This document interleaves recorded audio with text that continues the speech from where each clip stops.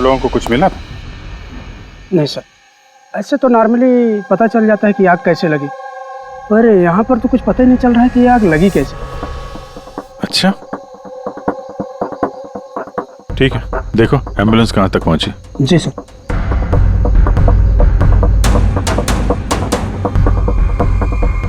बहुत बुरी तरह से झुलस गया।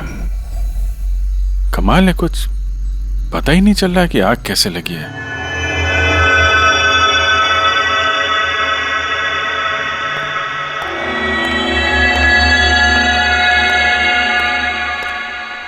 कैसे हुआ ये सब? सब कुछ तो बिल्कुल ठीक था, पता नहीं ये आग कहाँ से लग गई। इतने सारे लोगों की बद्दुआएं तो लगेंगी ना। क्या कहा तुमने? पता चला था सर कि दिलीप साहब किसी कोर्ट के केस में फंसे हुए थे। काफी बड़ा चक्कर था, लेकिन अभी कुछ दिन पहले छूट भी गए थे। काफी लोग नाराज भी थे इस बात से। कहीं इसी चक्कर में किसी ने दिलीप को मार तो नहीं दिया? नहीं, कोर्ट ने बरी कर दिया था मेरे पति को, उन्होंने कुछ भी नहीं किया। क्या केस क्या था? 9 साल पहले जीजू के थिएटर में आग लग गई थी, जिसके कारण कुछ लोगों की मौत हो गई थी और सारा इल्जाम जीजू पर आ गया था। ऐसे कैसे हवा में आग लग सकती है? जरूर किसी की प्लानिंग है। किसी पे शक है आप लोगों को?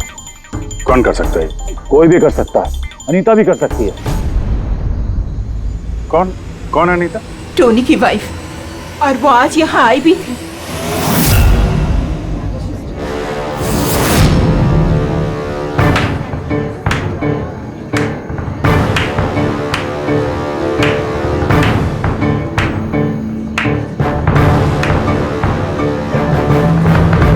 Anita,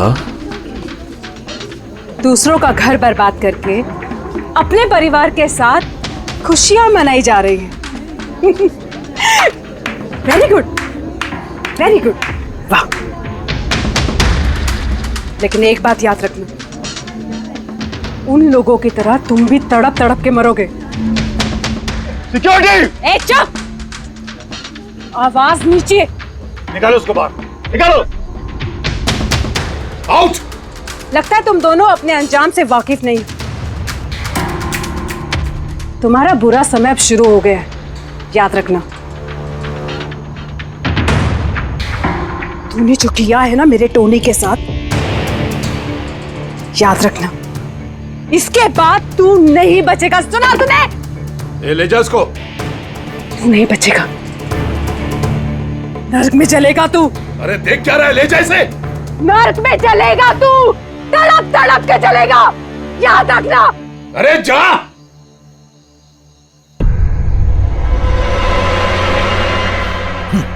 let's enjoy Rohan.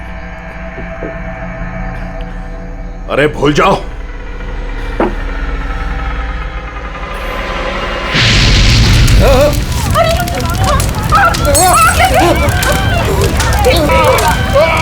दिलीप और रोहन जिस केस में फंसे थे, उसी केस में कोर्ट ने टोनी को सजा दी थी।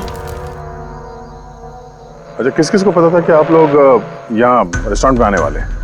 पता नहीं सर। अच्छा, दिलीप जी के आने से पहले इस चेयर के आसपास किसी को देखा था क्या? किसी अनजान आदमी को? नहीं सर, किसी को नहीं देखा सर। ये टेबल किसने रिजर्व किया था? दिलीप जी का फोन आया था, कह रहे थे कि हमारे लिए टेबल रिजर्व रखो।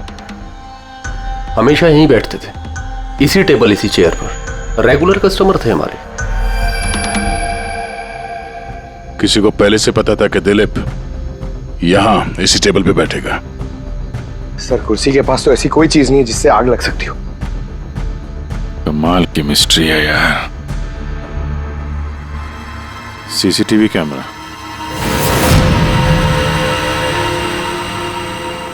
इसकी फुटेज से पता चलेगा क्या हुआ था यहाँ पे। ओह माय गॉड, ये सब कैसे हो गया? कौन कर सकता है सब? उसी ने जिसने दिलीप का खून किया, सबूत मिटाने के लिए। तो ऐसे कैसे कोई मॉनिटर रूम में घुसा है? सिक्योरिटी कहाँ है तुम्हारी? सर, इस रूम में सिक्योरिटी की जरूरत ही नहीं है, इससे पहले कभी ऐसा हुआ ही नहीं है। सर, सर मुझे नहीं लगता उसके पास टाइम होगा सीसीटीवी फुटेज डिलीट करने का। सर, उसने बस तोड़फोड़ कर दी है। अगर हम किसी एक्सपर्ट को बुलाते हैं सर तो वो शायद हार्ड डिस्क से रिकवर कर पाए सर।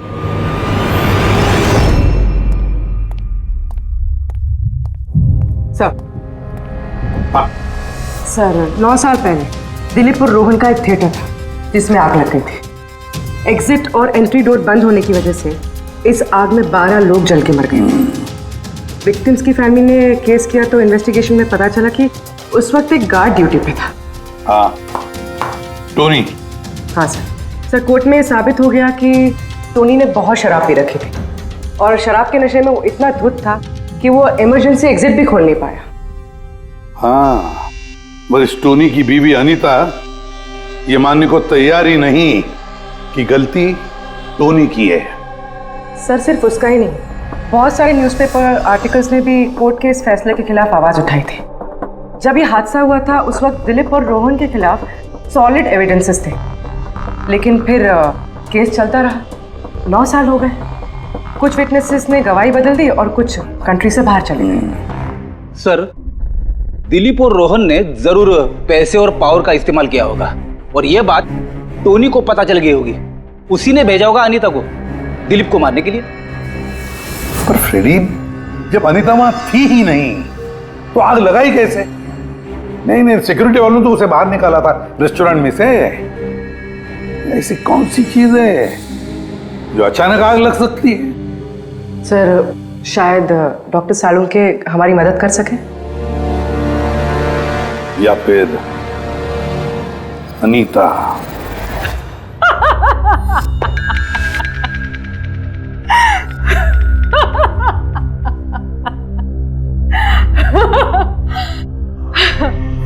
किस बात पे इतना हैरान है? मेरी हंसी पे? क्या दिलीप की मौत पे? दिलीप की मौत पे तुम इतना खुश क्यों हो रही हो? अब मैं खुश नहीं होंगी तो और कौन होगा? कल रात रेस्टोरेंट से निकलने के बाद तुम कहाँ गई थी? जेल, अपने पति से मिलने। वार्डन के पास सारे रिकॉर्ड हैं, आप चाहें तो चेक कर सकते हैं। वो तो हम करेंगे, और ये भी कि आखिर तुमने वो आग लगाई कैसे? कोई काला जादू किया तुमने? दिलीप को अचानक आग कैसे लग गई? काला जादू आता तो जरूर करती, पर मैं बहुत खुश हूं। ये दिलीप भी उसी तरह तड़प तड़प के मरा है जिस तरह 9 साल पहले वो बेकसूर लोग मरे थे, जिसकी सजा मेरा पति टोनी भुगत रहा है। तुम ये कैसे कह सकती हो कि टोनी की गलती नहीं थी? तुम तो वहां थी नहीं। मैं वहां नहीं थी, लेकिन टोनी यहाँ था। उस दिन उसकी तबीयत खराब थी। उसने अपने मालिकों से, रोहन और दिलीप से कहा, वो जल्दी घर आ गया आग लगने से पहले। गलती उन दोनों की थी। अरे पुराना दरवाजा ठीक ही नहीं करवाया, जिसके कारण वहां आग में वो लोग झुलस के रह गए। मेरे पति की गलती नहीं थी, उन दोनों की थी। तो बहुत गुस्सा आया होगा ना तुम्हें? दोनों को मारने का भी मन किया होगा। 12 लोग मरे हैं वहां। मुझसे कहीं ज्यादा गुस्सा उन लोगों के परिवार वालों को आया होगा, पर वो बहुत खुश होंगे अब दिलीप की मौत की खबर सुनके। बहुत खुश होंगे। वो लोग और भी खुश हो जाएंगे जब रोहन चल के मरेगा।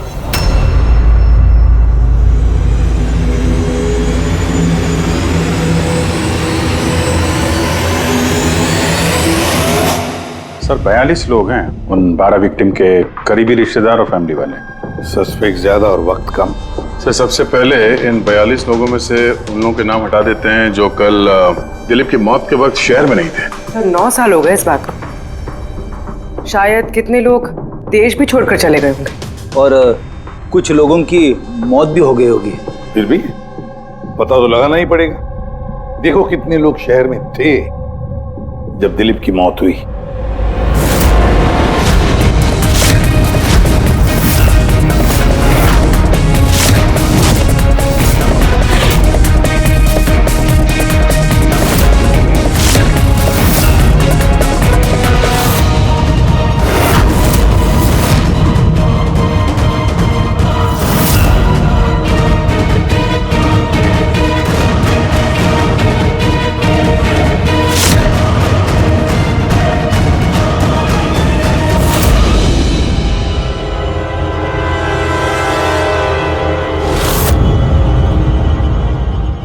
हाँ पंकज, कितने बजे?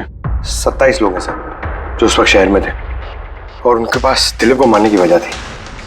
ठीक है, बुलाओ सबको ब्यूरो में, देखते हैं क्या कहानी सुनाते हैं ये लोग अपनी बेगुनाही की। जेम्स, तुम्हारे पिताजी 9 साल पहले थिएटर में लगी आग में जलकर मर गए, है ना? Yes sir. आपके हस्बैंड फिल्म अकेले देखने गए थे?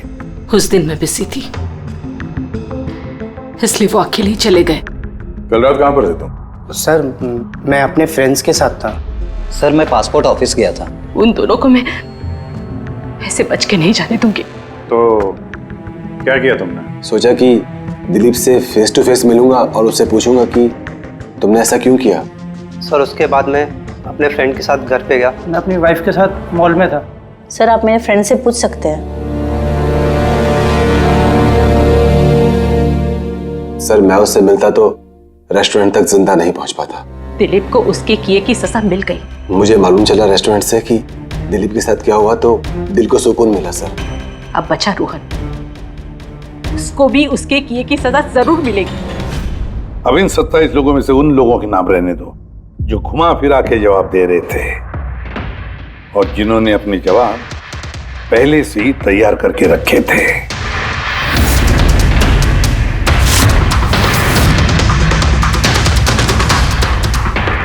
सर अब 15 बजे। अब इन 15 लोगों को उस दिन के बारे में पूछते हैं जब 9 साल पहले थिएटर में आग लगी थी। देखते हैं किसे सबसे ज्यादा गुस्सा आता है, कौन मुंह फेर लेता है। सर मेरा भाई 10वीं पास हो गया था। उसने कहा पार्टी देनी है, दोस्तों को पिक्चर दिखाना है, पैसे दो। सर मैंने वो पैसे उसे दे दिए।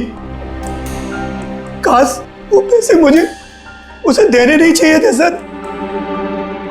जिसने भी ये किया बहुत अच्छा किया। आज मैं खुश हूं, आज मैं बहुत खुश हूं। कुमार साहब आप यूनिवर्सिटी में फिजिक्स के प्रोफेसर हैं, है ना? Yes sir, head of the department physics. लेकिन मेरे खुद के बेटे को पढ़ाई में कोई इंटरेस्ट नहीं था। बहुत डांटता था मैं उसे, लेकिन अनिकेत के ऊपर कभी कोई फर्क नहीं पड़ा। एक नंबर का बदमाश बन गया था वो। उस दिन भी वो कॉलेज से बंक करके दोस्तों के साथ फिल्म देखने चला गया और सर और वापस घर पे कभी नहीं आया। हिमेश, राइट, कॉन्ट्रैक्टर हो ना तुम? हाँ सर। हिमेश, 9 साल पहले तुम अपनी पत्नी के साथ फिल्म देखने गए थे उस थिएटर में। नई शादी हुई थी मेरी, सलोनी के साथ फिल्म देखने के लिए गया था। उसको भूख लगी थी, मैं समोसे लेने के लिए बाहर गया। मैं वापस आया तो देखा वहां के दरवाजे लॉक हो गए थे। वहां अंदर से लोगों के चिल्लाने की आवाज आ रही थी और धुआं निकल रहा था वहां से। मैंने सब दरवाजे खोलने की बहुत कोशिश की। मैंने बहुत कोशिश की। मैं पागलों की तरह दरवाजा को ठोकता रहा, पीटता रहा। सलोनी चिल्लाता रहा, अरे कोई दरवाजा खोल दो यार, सलोनी। लेकिन मैं कुछ नहीं कर सका सर, मैं कुछ नहीं कर सका। अपनी सलोनी को मैं बचा नहीं सका। वहां पे एक गार्ड भी था ना, टोनी, उससे भी दरवाजा नहीं खुला क्या? नहीं था सर। वहां कोई और गार्ड, किसी और को देखा था तुमने? कोई नहीं था सर, कोई नहीं था। मैं 9 साल पहले जो बात कोर्ट में कहा वही आज कह रहा हूं। जब सिनेमा हॉल में आग लगी थी उस वक्त टोनी वहां पर नहीं था सर।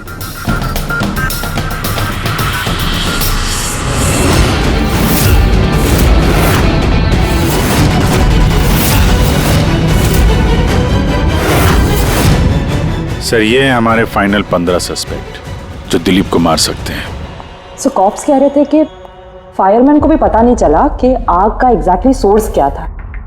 उन लोगों को तो जनरली ढूंढ कर पता चल जाता है।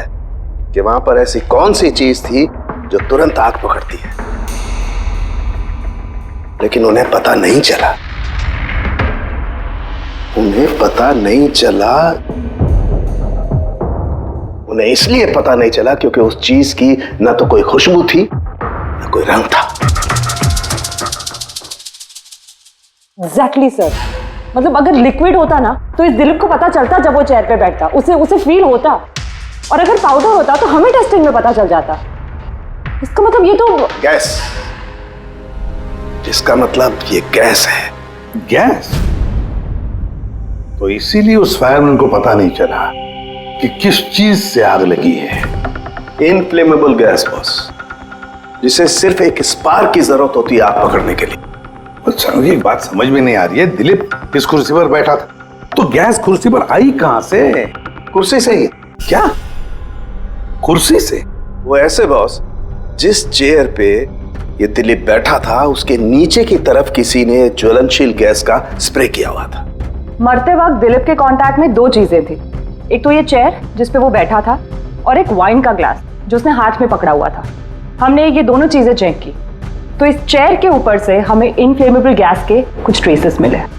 बॉस, हमारे आसपास वातावरण में स्वतः ज्वलनशील पदार्थ होते हैं जो कभी कभी स्पॉन्टेनियसली जल जाते हैं, जैसे कि मार्श गैस एक नेचुरल बायोगैस है और ज्वलनशील गैस इसका मेन कंपोनेंट है। मतलब इनफ्लेमेबल गैस कभी भी हवा में ऐसे ही जल जाती है? नहीं फ्रेडी, अपने आप नहीं। जब वातावरण में बहुत ज्यादा गर्मी पैदा हो जाती है और वो वातावरण की ऑक्सीजन के साथ मिल जाती है तो एक सुपर हाई टेम्परेचर का निर्माण होता है, जिसकी वजह से ये आग लगती है। लेकिन सालुंके साहब, वहां तो ऐसे कोई हाई टेम्परेचर वाली चीज थी नहीं। एग्जैक्टली, ऐसा कोई डायरेक्ट सोर्स नहीं था जिससे गर्मी पैदा हो सके बॉस। इसीलिए मुझे लगता है खूनी ने कोई एक्स्ट्रा डिवाइस का इस्तेमाल किया है ये अचानक इतना ज्यादा टेम्परेचर बढ़ाने के लिए। और ये कुर्सी तो तैयार बैठी थी, इसे तो सिर्फ एक स्पार्क की जरूरत थी। पर सर, ऐसे कोई हीट कैसे पैदा कर सकता है? हाँ, कर सकते हैं ना पूरे। जैसे उदाहरण के तौर पर मैग्नीफाइंग ग्लास।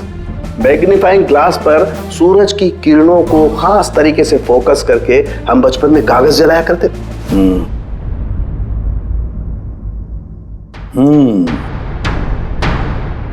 लगता है इस रेस्टोरेंट में फिर से जाना पड़ेगा।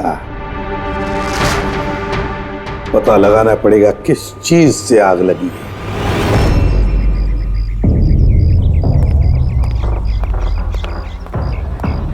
पूरा एरिया छान मार लिया सर, लेकिन ऐसी वो चीज ही नहीं मिली जिससे आग लग सकती है। और ये ओपन रेस्टोरेंट है। जब खूनी ने दिलीप के चेयर के नीचे वो इनफ्लेमेबल गैस स्प्रे किया तो किसी ने तो देखा होगा। वही तो, चेयर में अपने आप आग लग गई और दिलीप चल के मर गया। किसी ने कुछ देखा नहीं और ना ही कोई सबूत हमारे सामने आ रहा है। सर, उस डेटा एक्सपर्ट ने सीसीटीवी फुटेज रिकवर कर ली है, आप देख सकते हैं सर। गुड, तुम लोग यार देख लो, तब तक मैं देखता हूँ यहाँ पे कुछ मिलता है क्या। सर, दिलीप और उसकी फैमिली के आने के 15 मिनट के पहले की फुटेज है ये।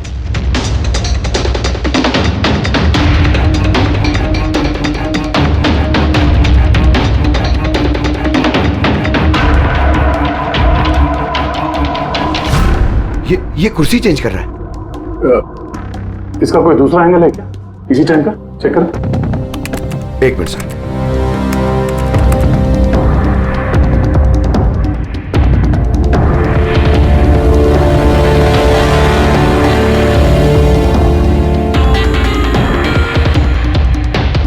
ये कुर्सी के साथ क्या कर रहा है? गैस स्प्रे कर रहा है क्या?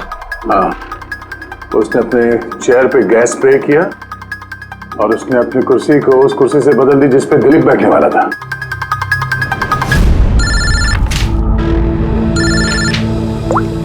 आ गया। अच्छा, ग्रेट, गुड वर्क है, गुड वर्क। क्या हुआ सर? जिसने भी दिलीप की कुर्सी के साथ छेड़खानी की ना, उसका पता चल गया है। वो एक आदमी है, उसका मिलता जुलता हुलिया भी मिला है। अब देखते हैं, जय भेजने वाला है फोटोग्राफ।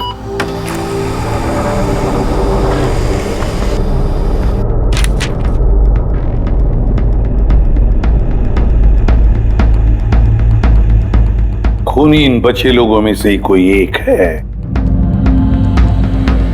इन्हीं में से एक।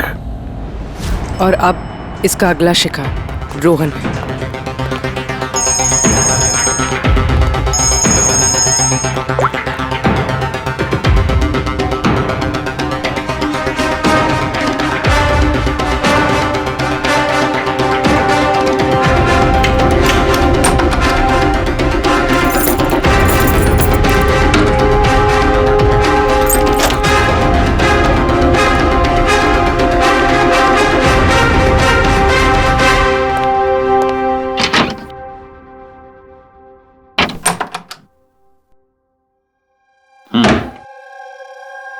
मुझे लगता है कोई मेरी और दिलीप की रिहाई से खुश नहीं है। मेरी जान को खतरा है यहाँ पर। I will talk to you later, bye. Sir everything is okay.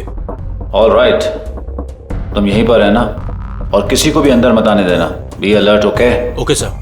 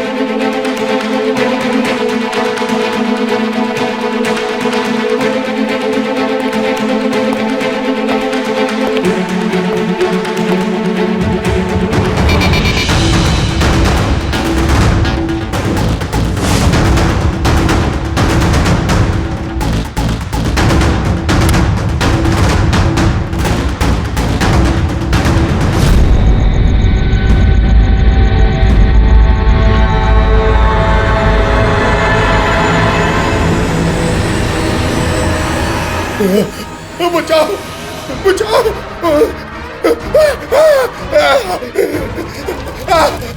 बचाओ, पानी पानी, बचाओ बचाओ, कोई है?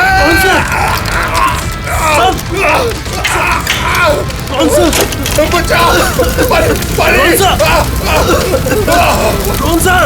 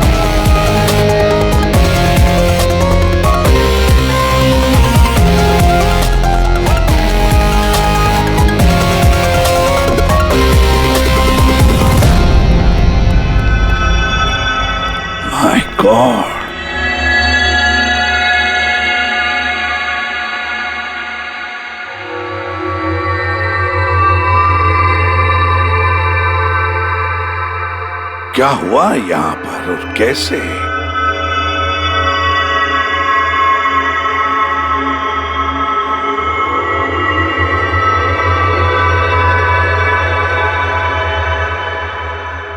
यहाँ पर भी और किसी किस्म की कोई स्मेल नहीं, सिवाय इस जली हुई लाश की बदबू के।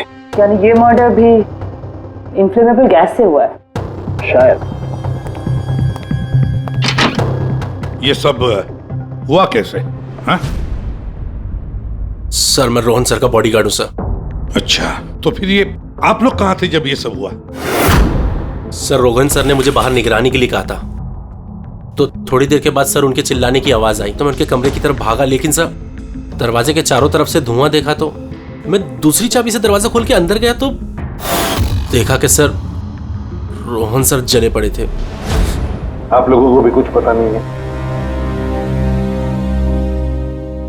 कमाल है, कमरे के अंदर कोई लीड नहीं मिला, शॉर्ट सर्किट नहीं हुआ है, ये पर्दा अंदर से बंद है, ये विंडोज परमानेंटली क्लोज्ड है, कोई बाहर से अंदर भी नहीं आ सकता। अब बाहर से अंदर कोई व्यू भी नहीं है, कोई देख नहीं सकता, तो फिर आदमी मरा कैसे? इससे लगी है आग बॉस।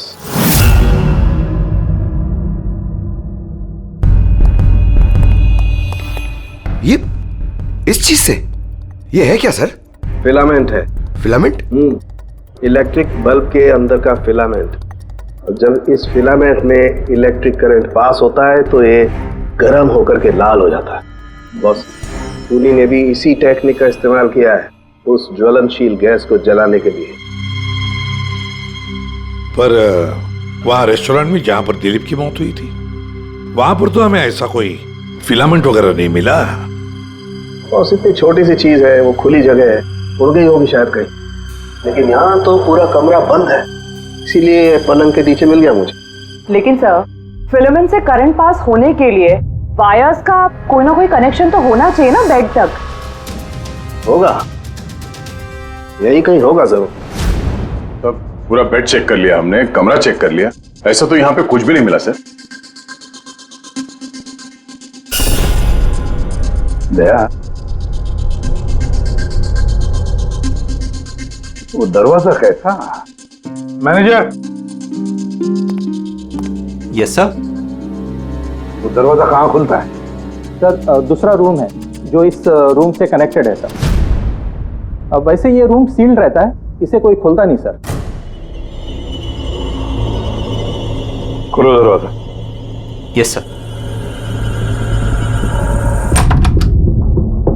आइए सर।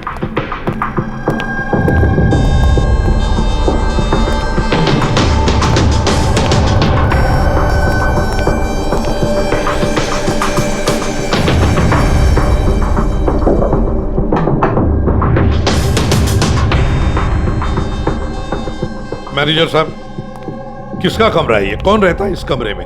गेस्ट है कोई सर, डिटेल्स चेक करनी पड़ेगी। मंगाओ। Okay sir.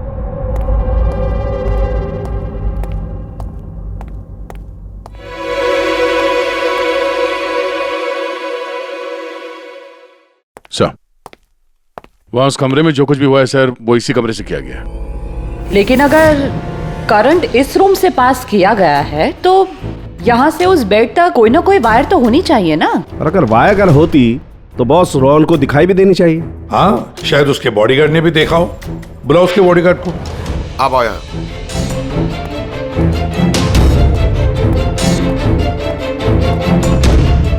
एक बात बताओ, जब तुम रोहन के कमरे में आए थे तब कोई वायर देखी या इस दरवाजे से उस कमरे में जाते हुए कुछ भी? नहीं सर, रोहन सर के रूम के अंदर जाने से पहले मैंने रूम को पूरी तरह से चेक किया था सर, लेकिन वायर जैसी कोई चीज उस रूम में नहीं दिखाई दी। ठीक है, जाओ तुम। जो कुछ भी हो दया, खूनी ने इसी दरवाजे का इस्तेमाल किया। इस दरवाजे से वो रोहन के इस कमरे में आया, उसने बेड पर इन्फ्लेमेबल गैस स्प्रे किया और किसी भी तरह से फिलामेंट को करंट दे दिया। बस फिलामेंट गर्म हो गई और इन्फ्लेमेबल गैस ने आग पकड़ ली, रोहन की मौत हो गई। बस एक बात पक्की है, ये जो कोई भी है उससे इलेक्ट्रिक और केमिकल्स की बहुत अच्छी जानकारी है।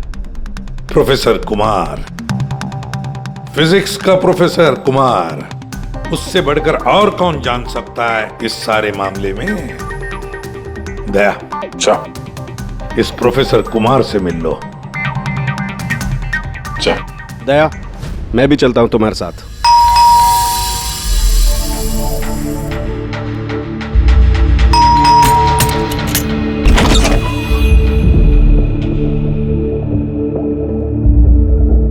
प्रोफेसर कुमार है घर पे?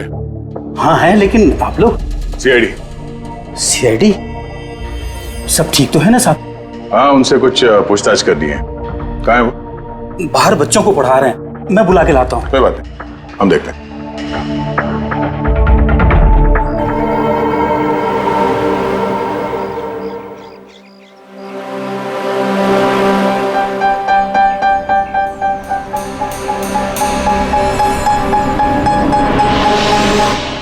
मिस्टर कुमार, हमें आपसे कुछ पूछताछ करनी है। पूछिए, क्या पूछना है? इसे पहचानते हैं आप? ये तो फिलामेंट है। गुड, सही पहचाना आपने। आपको पता ही है फिलामेंट हमें कहाँ से मिला? ये तो आप ही को पता होगा कहाँ से मिला आपको। रोहन के बेड के नीचे से। कल रात उसी बेड पे रोहन जल के मर गया। What? रोहन की भी डेथ हो गई? कल रात आप कहाँ पर थे? रात 9 से लेकर सुबह 3 बजे तक। आप मुझ पर शक कर रहे हैं? ये हमारे सवाल का जवाब नहीं हुआ मिस्टर कुमार। कल मैं पूरा दिन और पूरी रात घर पे ही था। कोई गवाह? जी हाँ, मेरा नौकर रामू और विकास। Please come here.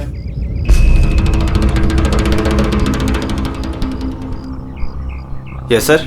इन्हें बताओ मैं कल कहाँ था। सर हमारे एक्स्ट्रा क्लासेस ले रहे थे यहीं पे सर। कितने बजे से कितने बजे तक? सर शाम के 6 बजे से सुबह के 5:30 बजे तक। सर हमारे एग्जाम आने वाले हैं ना, तो हमने इस सर को रिक्वेस्ट किया था एक्स्ट्रा क्लासेस लेने के लिए। ठीक है सर, तुम जाओ बेटा। सर मेरे 5 स्टूडेंट्स और भी हैं जो कल सुबह 9 बजे से लेकर 5:30 बजे तक हमारे साथ थे। कहें तो उनको बुला लूं? ठीक है, अब मैं जा सकता हूं सर, बच्चों को पढ़ाना है। Please please. Thank you.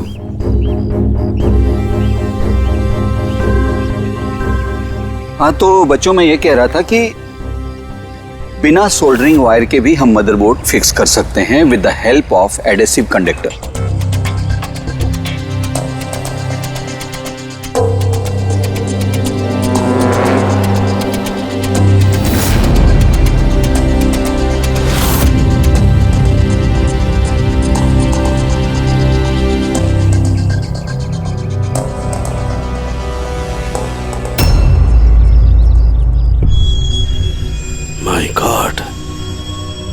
My God यार, ये क्या बात? क्या?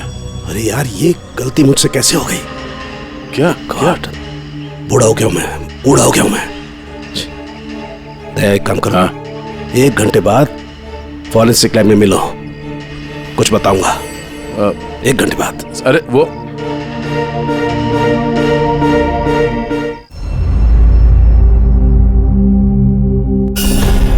लो बस एक काम करो, इस स्विच से इन बल्ब्स को जलाओ। इस स्विच से? इस स्विच से? हाँ हाँ, इस स्विच से। यार ना कोई कनेक्शन है कुछ है, कैसे जलेंगे ये? तुम सवाल मत किया करो, कभी कभी मेरी बात भी मान लिया करो यार। कभी कभी। ये ले। क्या सर, ये तो कुछ हुआ भी नहीं। होगा होगा। अरे क्या होगा? होगा ही नहीं। अरे होगा यार, बिलीव नहीं होगा। 1 मिनट। क्या इसकी तबीयत ठीक है ना? हाँ? तो पता नहीं क्या हुआ है, वो जब से वो प्रोफेसर कुमार से मिलके आया ना, बस बल्ब के साथ ही खेले जा रहे हैं।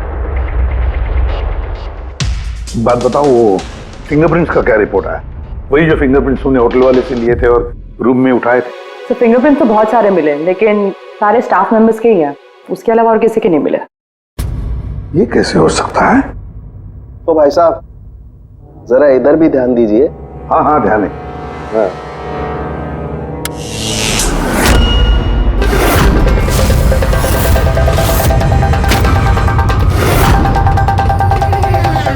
अरे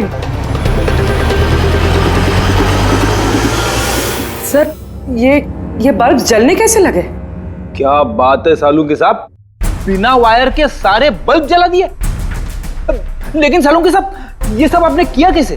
ठीक वैसे ही हुआ ये फ्रेडी, जैसे कि खूनी ने किया था उस दिलीप की कुर्सी पे और रोहन के बेड पे। जादूगर सालुंखे, जरा साफ साफ बताइए, आपने ये किया कैसे? करंट क्या हवा में से आया? हवा में से नहीं आया बॉस, करंट आया है इलेक्ट्रिक पेंट के जरिए। Electric paint? हाँ, इलेक्ट्रिक पेंट। दरअसल बिजली के जो तार होते हैं वो मेटल के होते हैं, और metal is a good conductor of electricity, इसीलिए करंट उनमें से पास होकर के जाता है। ठीक इसी तरीके से कुछ पेंट भी होते हैं जिन्हें हम इलेक्ट्रिक पेंट कहते हैं, और ये भी गुड कंडक्टर ऑफ इलेक्ट्रिसिटी होते हैं। इनमें से भी इलेक्ट्रिसिटी पास हो सकती है, और कमाल की बात यह है कि ये किसी भी कलर में मिल सकते हैं। जो आसानी से किसी भी बैकग्राउंड में मर्ज भी हो सकते हैं। ओह, इसीलिए हमें होटल रूम में और रेस्टोरेंट में कुछ दिखा नहीं सर। Exactly that. खूनी ने दरअसल होटल के कमरे का और रेस्टोरेंट के फ्लोर का दोनों का कलर इस कलर के साथ मैच किया, इसीलिए हमें दिखाई नहीं दिया। तो ये इलेक्ट्रिक करंट, आई मीन ये जो इलेक्ट्रिक पेंट है, ये आसानी से मिल जाता है? हाँ, मिल जाते हैं। दरअसल इलेक्ट्रिक सोल्डरिंग और रिपेयरिंग के काम में आते हैं, और इनकी सबसे बड़ी खासियत ये है कि ये आमतौर पर नंगी आंखों से दिखाई नहीं देते, सिर्फ इंफ्रारेड लाइट में ही ये दिखाई देते हैं। मैं दिखाता हूँ।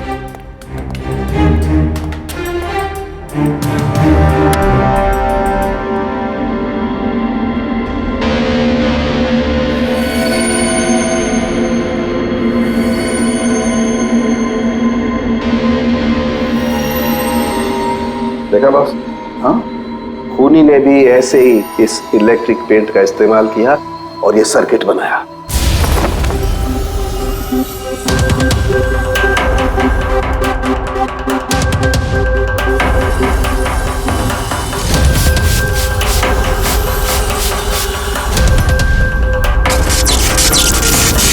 एक बात तो पक्की है, ये जो भी कोई है उसे इन सारी चीजों की पक्की जानकारी है। मगर सर, इनमें से खूनी कौन है? इस प्रोफेसर से तो मिल लिए सर, ये तो नहीं है। ये बंसी? बंसी तो एक क्लर्क है, और मुझे नहीं लगता कि एक क्लर्क को साइंस की इतनी जानकारी होगी। सर, इनमें से सबसे ज्यादा पढ़े लिखे तो ये प्रोफेसर ही लग रहे हैं। कोई ऐसा जो प्रोफेसर जितना इंटेलिजेंट तो नहीं है, लेकिन इसे इन सब चीजों की जानकारी है।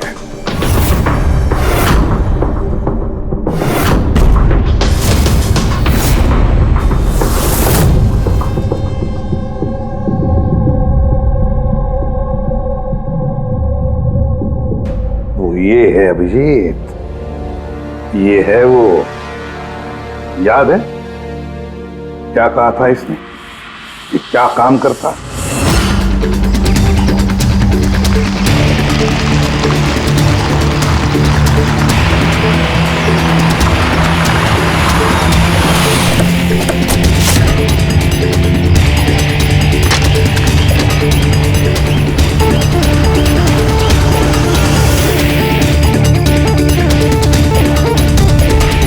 चले ससुराल।